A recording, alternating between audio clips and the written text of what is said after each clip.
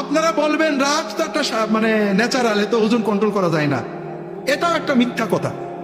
আপনি প্রচন্ড রেগেছেন, একজন রিক্সাওয়ালা আপনার পায়ের উপর চাকা তুলে দিয়েছে বা আপনার জামা ছিঁড়ে দিয়েছে, একজন গরিব মানুষ বাজে কথা বলেছে, একটা ফকির আপনার ধাক্কা দিয়েছে, আপনি যাচ্ছিলেন মসজিদ থেকে বেরিয়ে একটা ফকির জামা ধরে টান দিয়েছে, আপনি রেগে চোখ লাল করে তাকিয়েছেন, ঘুষি দেবেন বা রাগ করবেন। এমন সময় দেখেন আপনার পাশেই এমপি সাহেব দাঁড়িয়েছে, আপনাকে ডাক দিয়েছে, আপনার রাগ কি থাকবে?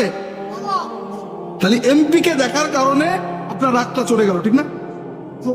আপনি ঘরে বউয়ের সাথে অথবা আপনার বউ স্বামীর সাথে ঝগড়া করছে, রাগ একেবারে চোখ লাল হয়ে গেছে প্রচন্ড।